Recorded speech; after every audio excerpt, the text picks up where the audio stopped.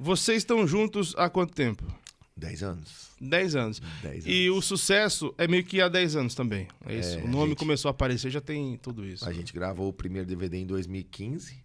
Legal que a gente já tinha falado isso, decupando, né? Mas agora que a gente começou de novo a entrevista, a gente fala mais resumido. É bom que a gente vai nos pontos certos.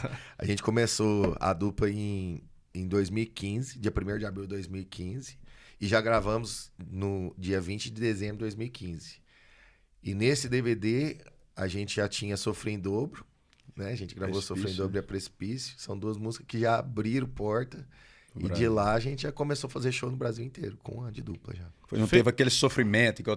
Eu falo que tem gente que gosta de falar, não, nós passou fome no posto de gasolina, não sei o quê. Deus foi maravilhoso demais que a gente gravou essas duas músicas, destacou no primeiro projeto nosso, primeiro DVDzinho nosso que a gente gravou, acertou essas duas músicas. O Arnaldo tem uma história com a dupla Tom e Arnaldo, a dupla ali da região de Ribeirão Preto. Eu te conheci com a dupla Tom e Arnaldo, me lembro da gente andando de carrinho em Barretos, não sei se você lembra disso. Lembro demais, no parque, aqueles carrinhos elétricos ali em Barretos, que acho que nem elétrico era na época. Te rodando que é de ali. golfe, né? Isso, exatamente. Você teve a dupla por quanto tempo? 10 anos também. 10 anos. 10 anos. Você é da região ali? Eu morava em Ribeirão Preto, né? Eu nasci em Minas, aí de Minas eu mudei para Campo Grande, lá no Mato Grosso do Sul. Inclusive, quando eu saí de Tuiutaba, eu sou de Tuiutaba, Minas, fui para Campo Grande, no primeiro ano eu estudei na mesma sala que o Michel. Ah, você também é da turma? Não, olha que loucura. Lá, quando eu mudei para Campo Grande, o Michel já tinha já era o artista, né? O artista mirim do colégio, o queridinho lá dos professores, da diretoria, fazia as apresentações. E aí o Michel já tocava também nos bailes lá. Naquela época era comum ter os bailes de tradição gaúcha, assim, aquelas vaneiras antigas. Os CTG lá. Os CTGs e tal. Na verdade, tinha o Tatersal lá da Crisul, que tinha as festas na exposição. E aí naquela época ele montou um grupo que chamava Santo Chão. E aí um dos músicos era o Ivan Miyazato. Sim. Então, tipo... Os músicos fracos, né?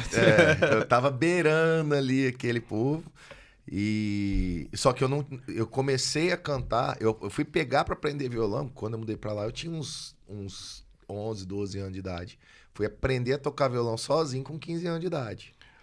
O colégio que você fala é aquele Dom Era Bosco? o Dom Bosco, era. Todo mundo estudou lá, né, cara? Da turma da música ali, todo mundo fala dele. É que era bem no centro, assim, de Campo Grande e era a referência lá, né? Mas você não tem nada a ver com música que você foi pra lá? Nada a ver. Meus pais moravam em Tuiutaba e eles tinham fazenda ali em Santa Vitória. Aí eles separaram, né? E meu pai foi morar em Ribeirão Preto. E aí a minha mãe, tipo, ela era madame, né? Quebraram. E aí a minha mãe arrumou um emprego lá em Campo Grande. E tinha uma tia minha que morava lá. Ela ficou 6 meses lá em Campo Grande e eu fiquei morando com a tia minha. Porque eu tava na 4ª série, eu tinha que terminar o ano letivo. Eu e meus irmãos moramos com a minha tia Lena lá. E aí depois a gente mudou pra Campo Grande. E minha mãe, naquela época, quebrada mesmo. É bom lembrar, porque aí a gente dá valor nos pais, né? Naquela época minha mãe tava quebrada. Moída. E aí não conseguia ir em colégio público. Aí ela foi pro Dom Bosco. Aí eu estudava lá, era os ricos, né? Uhum. Eu era criança, não entendia nada, mas eu tava lá e aí aquele ano que eu estudei no Dom Bosco foi só um ano. Minha mãe não teve condição, eu vou prestar dinheiro para pagar o colégio para poder pegar o negócio, que aí ela conseguiu vaga num colégio público lá. E eu lembro que para ela conseguir vaga no colégio público, ela foi, não tinha vaga, e o pessoal lá do colégio falou assim, ó, aqui a gente não tem vaga, tal, a gente só vai conseguir encaixar para filho de professor. Aí ela falou assim, mas tá precisando de professor de alguma coisa? Aí, tá precisando de professor de inglês. Aí a minha mãe falou, não, eu dou aula de inglês. E ela sabia falar inglês, né? Por muita sorte. Aí ela deu aula 1 mês, e aí ela pediu as contas, porque ela queria era só a vaga Só pra pra mim. você. Aí você conseguiu. Aí conseguiu vaga nesse colégio aí, graças a Deus. Minha mãe, ela sempre foi muito batalhadora, muito...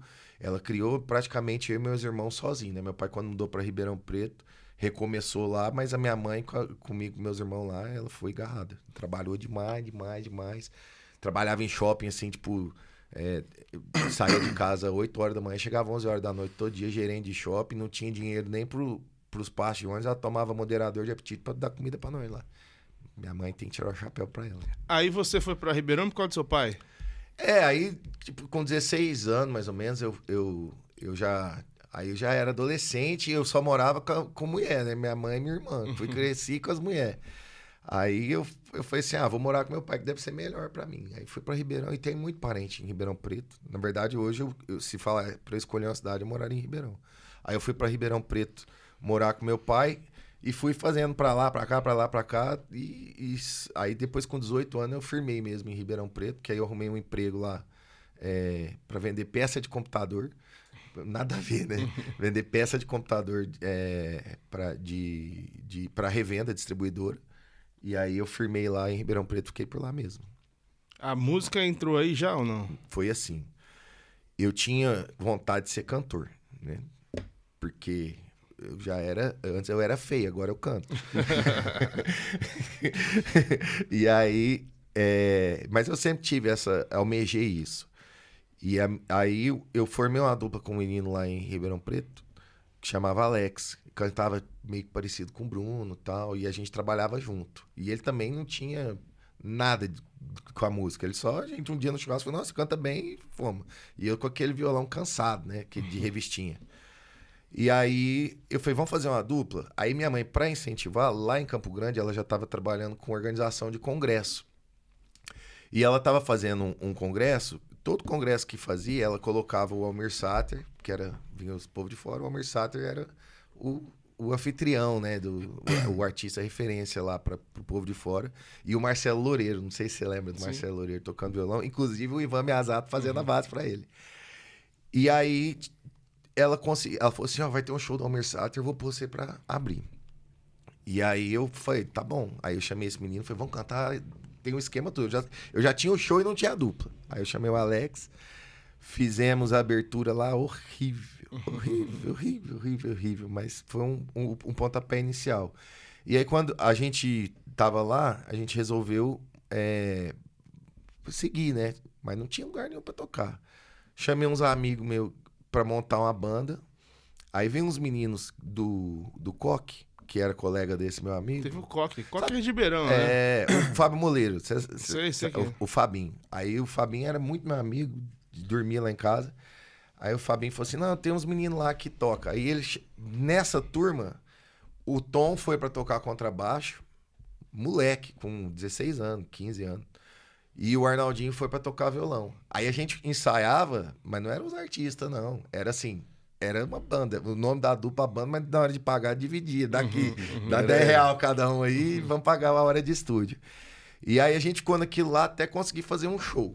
Aí esse show a gente fez, era 10 músicas, a primeira e a última repetiu, pra você ter uma ideia, tão ruim que é o esquema. E aí veio as férias de colégio, a gente apartou, e nesse meio tempo, o Tom e o Arnaldinho começaram junto com um amigo nosso, eu tô contando essa história porque depois você vai ver como que o mundo é pequeno. Junto com o Thiago Russomano, eles faziam festa de faculdade. O Thiaguinho, ele tinha um grupo que chamava... Eu vou lembrar o nome, o grupo de pagode. Né? Você lembra o nome? Não lembro. E aí, o Tom e o Arnaldinho eram sócios dos eventos. O Tom era sócio dos eventos. E aí ele ia com a dupla dele lá tocar. Ele e o Arnaldinho, eles pegaram gosto. O Arnaldinho pegou gosto de fazer segunda voz. E aí eles começaram a fazer festa em República lá. E deu tudo certo. Depois disso, o Arnaldinho passou lá na Fluvest em Prudente e foi abandonar. E aí saiu da dupla e o Tom tinha um monte de show pra fazer lá. E falou assim, você não quer ir tampar buraco lá do Arnaldinho? Não, eu falei, quero, porque meu outro parceiro lá não tava dando esquema. E foi assim que começou. Aí quando eu vi aquilo ali, que tipo assim, eu não vivia de música, né? Quando eu vi, já tava com o nomezinho Tom Arnaldo lá em Ribeirão Preto. O Matheus Calil fazia terçaneja. Até mandando mensagem que vai ter a gravação o Urso, né? Falou, Matheus, mandou um abraço aqui. Ele veio aqui, falou, mandou pra você, abraço. Mandou. Aqui. Aí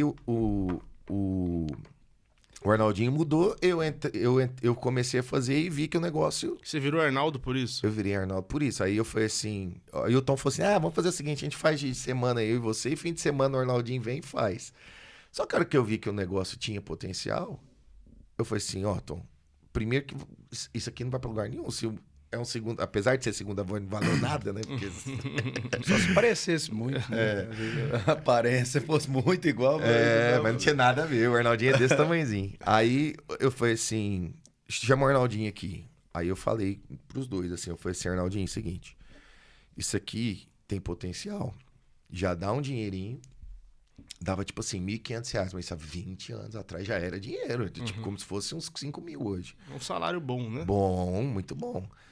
E eu, se eu fosse você, falei assim, os dois sentados no sofá da minha sala e eu de pé, dando palestra. Falei assim, se eu fosse você, ao invés de fazer seu pai pagar você a faculdade lá, eu ficaria com a dupla e com o dinheiro que você ganha aqui, você se vira. Seu pai, ao invés dele gastar de te manter lá na FUVEST, que era de graça, né? Tipo, faculdade pública, ele paga uma particular pra você aqui e você ganha seu dinheiro e tem potencial. Mas ele queria muito. Ele falou, não, eu quero fazer a faculdade e tal, não sei o quê. Aí eu falei assim, bom, então beleza. Então, se você não quer, Arnaldinho, ou Tom, agora você precisa decidir. Aí o Arnaldo falou, eu não quero, eu vou fazer a FUVEST. Aí eu falei, então, agora é eu e você? Aí o Tom falou, beleza, é eu e você. E aí foi, 10 anos depois, fomos 10 anos de carreira junto. E teve um certo barulho, né? Fez barulho a dupla, Fez. rodou bem, né? Fez, o Tom Arnaldo, a gente no interior de São Paulo fazia show. Eu costumo falar assim, qualquer biboquinha que tiver ali na região 16 e 17, eu não preciso nem do GPS. Eu sei qual que é a próxima cidade, assim. Já entrei em tudo quanto é cidade ali com o Tom. A gente fazia muita festa de faculdade, né? Os jogos de faculdade e tal. A gente entrou nesse circuito universitário e aí o nome reverberava bastante nesse meio universitário ainda.